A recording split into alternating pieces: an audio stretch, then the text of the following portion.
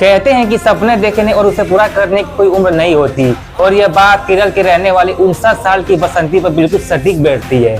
पति की मौत के बाद सारा खर्चा इनके जिम्मे आ गया था, जिसके चलते इन्होंने सिलाई का काम शुरू किया। पर दिल में एक तमन्ना थी, दुनिया के सबसे ऊंचा पर्वत शिखर को फतेह करने की। घर के काम के साथ साथ वो यूट्यूब पर वीडियो देखकर खुद से 4 महीनों तक ट्रेनिंग की।